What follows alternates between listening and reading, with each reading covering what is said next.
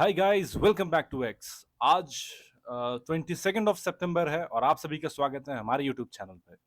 आज थोड़ा सा नया ऐड हो रहा होगा क्योंकि you can see me through the video and let's go ahead. तो अगला टॉपिक आज हम लोग बात करने वाले करंट अफेयर्स के बारे में। तो these are the topics, these are the contents which we are going to look अभी कुछ मिनट्स में ही। तो सबसे पहला करंट अफेयर्स पे हम लोग सीधा जंप करते हैं। This is about Indian Council of Agriculture Research and NISA. तो क्या है कि Indian Council of Agriculture Research एक प्रीमियर रिसर्च फैसिलिटी है जो कि ministry of farm agriculture and farmer welfare के अंदर आता है। Ministry of farmer agriculture welfare के अंदर आता है और ये इसका जो इंस्टीट्यूट है ये 1924 में सेटअप हुआ था। और ये जो नीसा है ये झारखंड के रांची में आता है। इसका फुल फॉर्म है national institute for secondary agriculture. अब हम लोग समझेंगे सेकेंडरी एग्रीकल्चर होता क्या है। ठीक है, तो let's go on the second slide.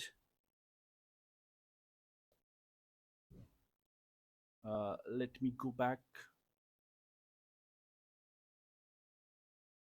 Okay, so what is secondary agriculture? तो प्राइमरी एग्रीकल्चर पता है क्या है कि हम लोग खेत में जो भी अनाज उगाते हैं और फिर अनाज को कंज्यूम करते हैं, दैट इज प्राइमरी एग्रीकल्चर का प्रोडक्ट। सेकेंडरी सेकेंडरी एग्रीकल्चर क्या होता है ना कि इसमें हम लोग जो रेसिड्यूज जो बचता है प्राइमरी एग्रीकल्चर के प्रोडक्ट्स का, उसको हम लोग इस्तेमाल करके, जो रेसिड्यूज होते हैं उसका इस्तेमाल करके हम लोग हाई वैल्यू कमोडिटीज बनाते हैं। जैसे कि इसमें एग्जांपल आ जाएगा सबसे पहले कि हम लोग विटामिन एक्सट्रैक्ट करते हैं ग्रेन से, फिर ऑयल एक्सट्रैक्ट करते हैं राइस ब्रान ऑयल जो होता है उससे। उसी तरह से एपीआई में यूज होता है एक्टिव फार्मास्यूटिकल इंग्रेडिएंट्स, जो कि न्यूज में रहता है। ये इसका बल्क जो ओरिजिन है, बल्क मैन्युफैक्चर जो है चाइना है, चाइना से हम लोग इंपोर्ट कराते हैं। और ये बहुत सारे ड्रग्स में, मेडिसिन बनाने में काम आता है। ये इंपॉर्टेंट पार्ट, ये इंग्रेडिएंट होता है। ठीक है, एक्टिव फार्मास्यूटिकल इंग्रेडिएंट ये भी इन्हीं से बनता है। So this is about secondary agriculture. और इसका जो रिसर्च इंस्टीट्यूट है, रिसर्च फैसिलिटी है, ये रांची के झारखंड में है। ये 100 साल पूरे कर चुके हैं। इसी की खुशी में इसको याद करा गया है। तो नेक्स्ट है PM Mitra park. What is Mitra park? ये महाराष्ट्र में खुलने वाला है। एक्चुअली ऐसे 7 और हैं। पहले हम लोग जानते हैं कि ये है क्या मित्र पार्क। तो मेगा इंटीग्रेटेड टेक्सटाइल रीजन्स, तो एन अपेरल, अपेरल बोले तो पहनने वाला जो भी होता है फैशन का। और टेक्सटाइल से रिलेटेड मेगा पार्क, जैसे मेगा पार्क्स फूड के लिए बन रहा है, फूड प्रोसेसिंग यूनिट्स बन रहा है, उसी तरीके से यहाँ पर फैक्ट्रीज लगेंगी।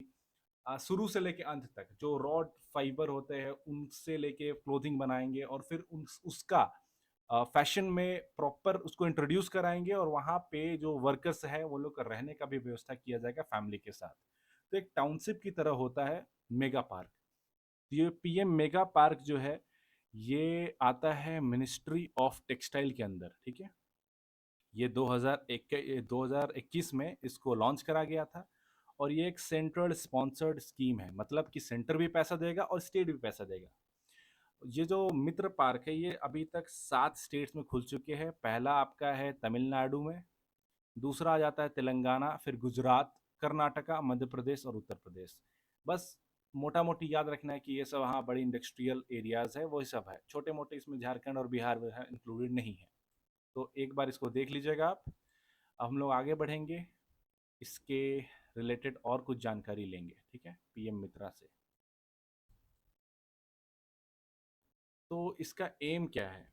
ये एम करता है कि जो टेक्सटाइल इंडस्ट्री है, जो भारत का कॉटन जो कि वर्ल्ड फेमस है, और ये लोग शुरुआत भी कॉटन यहीं से हुआ था, तो इसका इंफ्रास्ट्रक्चर जो है इसको मॉडर्नाइज करेंगे। एक value chain, industry value chain, मतलब एक शुरू का फार्म से लेके इंडस्ट्री से लेके दुकान तक, फैशन तक का फॉलो कर रहे हैं मॉडल। तो ये मॉडल जो है इसको 5F विजन कहते हैं। 5F मॉडल मतलब पहला फार्म, फार्म में उगाएंगे, फिर फाइबर, उससे फाइबर बनाएंगे, फिर फैक्ट्री में जाएगा, फिर फैशन में, और फिर उसको फॉरेन मतलब एक्सपोर्ट करेंगे। तो दिस इज पूरा पीएम मित्रा का स्कीम। ये मिनिस्ट्री ऑफ टेक्सटाइल के अंदर आता है, 2021 में लॉन्च हुआ था। इसमें 5Fs आते हैं: farm, fibre, factory, fashion, foreign. ठीक है, एंड दैट्स इट। 7 राज्य में है फिलहाल। इसमें जानने के लिए इतना ही था। हम लोग आगे बढ़ेंगे और आगे हमारा टॉपिक है वीनस ऑर्बिटर मिशन, वीओएम, और यही हमारा आज का थंबनेल है। तो shout out to Venus orbiter mission. तो ये क्या है कि एक मिशन है, जैसे कि मार्स ऑर्बिटर मिशन था, वो क्या करता था कि जो मार्स है इसके ऑर्बिट में घूमेगा और फिर जानकारी बटोरेगा, ठीक है। उसी तरीके से अब हम लोग क्या कर रहे हैं, वीनस की ओर जा रहे हैं। बोले तो यहाँ पे अगर ये सन है तो यहाँ पे मरकरी है, यहाँ पे वीनस है, यहाँ पे अर्थ है, मतलब वीनस 2 नंबर का प्लानट है। और इसरो इसको कंप्लीट करने वाला है। इसरो इस मिशन को लीड करेगा डिपार्टमेंट ऑफ स्पेस, मतलब डिपार्टमेंट ऑफ स्पेस जो आता है ministry of science and technology में आता है। मार्च 2028 में ये लॉन्च होने वाले, ये शेड्यूल्ड है। अब देखते हैं बढ़ता आगे के है कि नहीं। 1236 करोड़ 1236 करोड़ का ये प्रोजेक्ट है, और ये प्रोजेक्ट के बारे में और हम लोग जानेंगे जब ये लॉन्च होगा। तो फिलहाल आगे बढ़ते हैं कि विनस के बारे में कुछ खास बात।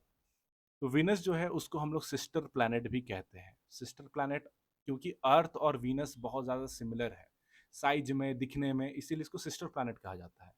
वीनस जो है वो हॉटेस्ट प्लैनेट है। याद रखना, मरकरी नहीं, वीनस हॉटेस्ट है, क्योंकि इसके चारों ओर सल्फ्यूरिक एसिड का एक क्लाउड है।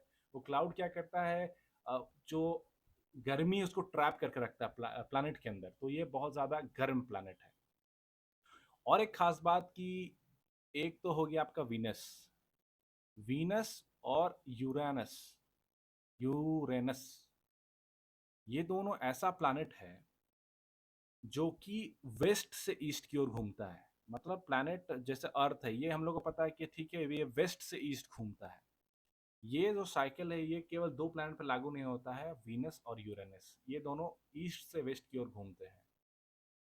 हिस्टोरिकल मिशंस की बात करेंगे तो जो पुराना मिशंस है नासा के द्वारा किया गया है, मरीनर 2, मरीनर 1 नहीं, मरीनर 1 था मरकरी के लिए, मरीनर 2 जो है वो सेकंड नंबर प्लैनेट के लिए है, विनस के लिए। फिर आएगा वेनेरा 7, सोवियत यूनियन का, 1970 में, और यहाँ पे सॉफ्ट लैंडिंग करा चुके थे ये लोग। मतलब जैसे अभी हम लोग चंद्रयान 3 को सॉफ्ट लैंड कराए हैं, उसी तरीके से वेनेरा 7 जो है ये विनस पर लैंड कर चुका है। फिर है मेगेलन, यूएसए का 1990s में, और सबसे लेटेस्ट जो है वो जापान का अकाट्सुकी है, अकाट्सुकी नरूटो वाला, ठीक है। 2015 में लॉन्च करा गया था। और फ्यूचर मिशन जो प्लान्ड है वो है नासा के और ईएसए के द्वारा 2029-2031 के बीच में। इसमें पहले वो लोग एक फ्लाई बाई करेंगे, बगल से गुजरेंगे, उसके बाद फिर आगे की बात करेंगे। 31 में ऑर्बिटर मिशन है, इस तरीके से है। तो अभी फ़िलहाल इतना ही जानना था। आगे चलेंगे हम लोग। इंटरनेशनल बिग कैट अलायंस, ये क्या है कि कंट्रीज़ का अलायंस है। 95 कंट्रीज़ इसमें है, 95 range countries and other. Range countries मतलब जहाँ पे ये प्रजाति पाई जाती है उसको रेंज कंट्रीज़ कहते हैं, और जहाँ नहीं मिलते उसको नॉन रेंज कंट्रीज़ कहते हैं। ये जो फ्रेमवर्क है ये इंडिया का इसमें योगदान है, इंडिया इसको बनाया है फ्रेमवर्क को, इसका हेडक्वार्टर जो है वो भी इंडिया में है। और इसमें कुल 7 बिग कैट के प्रजाति का संरक्षण होता है। अब 7 कौन कौन से हैं हम लोग जानेंगे। तो इंटरनेशनल बिग कैट अलायंस जो है इसका हेडक्वार्टर इंडिया में है, और इसमें 7 कैट के प्रजाति का प्रोटेक्शन होता है। उसमें है, सबसे पहले है लायन, फिर चीता, स्नो लेपर्ड, लेपर्ड, फिर जैगुआर है और प्यूमा है। इंडिया में 7 में से 5 पाए जाते हैं। क्या कौन से दो नहीं मिलते, एक जैगुआर नहीं मिलता और एक प्यूमा नहीं मिलता है, ठीक है। और इंडिया जो भी 5 मिलते हैं भारत में, ये शेड्यूल 1 और शेड्यूल 4। शेड्यूल 1 मतलब इसका हंटिंग बैन है, और शेड्यूल 4 मतलब इसका ट्रेडिंग भी बैन है। और साइट्स अपेंडिक्स में भी ये शेड्यूल 1 में, साइट्स अपेंडिक्स मतलब वही ट्रेडिंग का लेके होता है। ये कीस्टोन स्पीसीज है। कीस्टोन स्पीसीज क्या होता है, कोई भी इकोसिस्टम में वो लोग सबसे अहम भूमिका निभाते हैं। वो लोग क्या करते हैं कि नीचे का जो जानवर है, अगर मान लीजिए टाइगर यहाँ पे है, यहाँ पे घास उग रहा है, घास को डियर खा रहे, डियर का प्रजाति बहुत ज़्यादा हो जाएगा तो घास उगना खत्म हो जाएंगे, क्योंकि घास को वो लोग खा जाएगा। घास खराब खत्म हो गए तो ये भी खत्म हो जाएंगे। इन दोनों में समन्वय स्थापित करके रखता है ये टाइगर। टाइगर डियर का पॉपुलेशन कंट्रोल में रखेगा।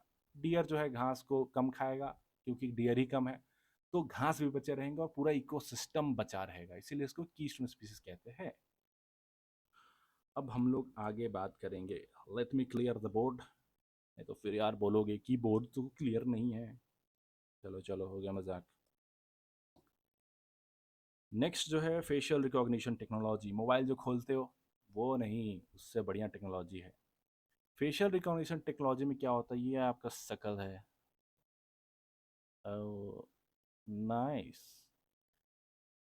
हाँ ठीक है, आप ही का है।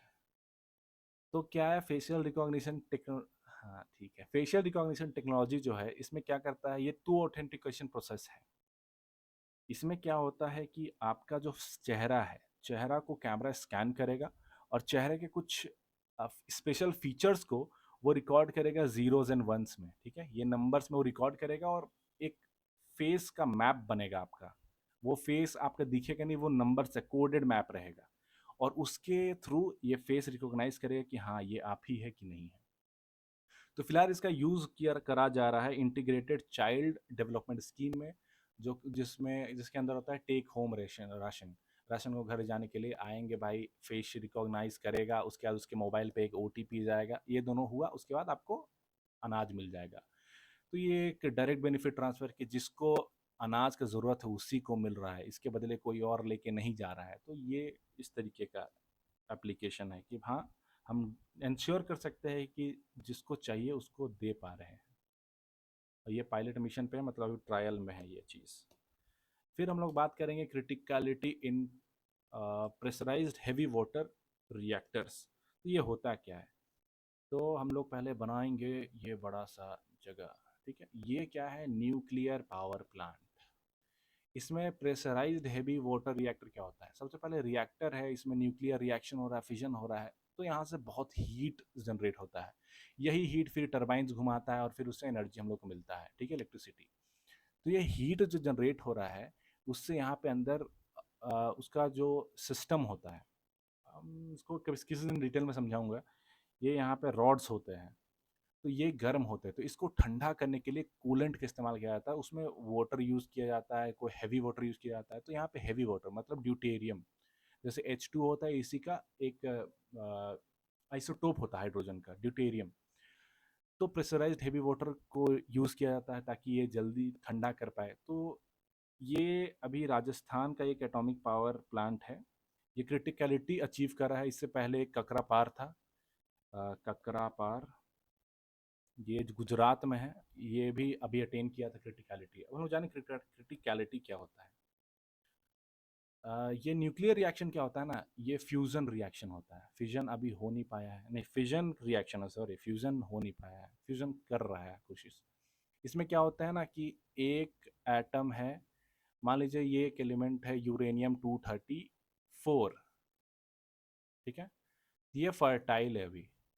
अब इसमें क्या करेंगे हम लोग, एक छोटा सा न्यूट्रॉन अभी स्टेबल है, 234 इवन नंबर है, स्टेबल है, ऐसे याद रखो।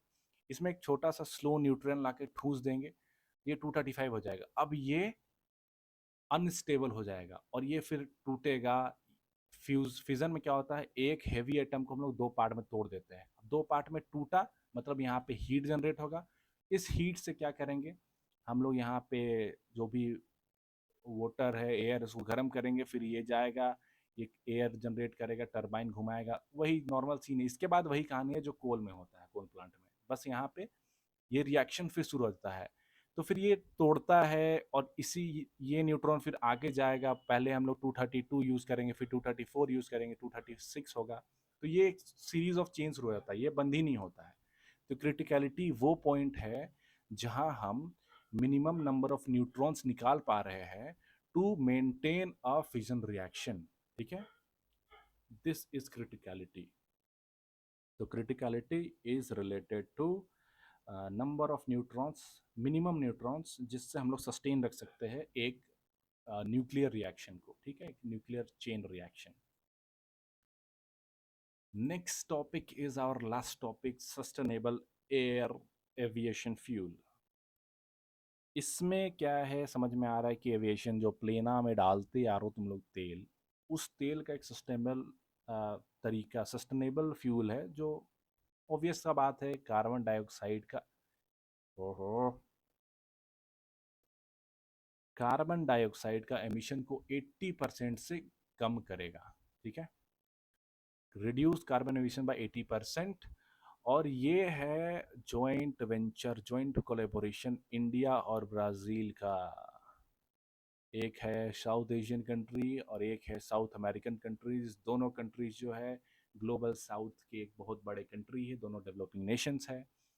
और ये दोनों मिलके क्लाइमेट चेंज को लेके अपना कमिटमेंट दिखा रहे हैं कि हम लोग सस्टेनेबल एयर फ्यूल पे काम कर रहे हैं, जिससे कि एविएशन फ्यूल में जो कार्बन एमिशन है उसको हम लोग 80% तक घटा सकते हैं। ठीक है, let me clear the board again. तो आज का करंट अफेयर्स इतना ही है। Thank you for your time and for your attention.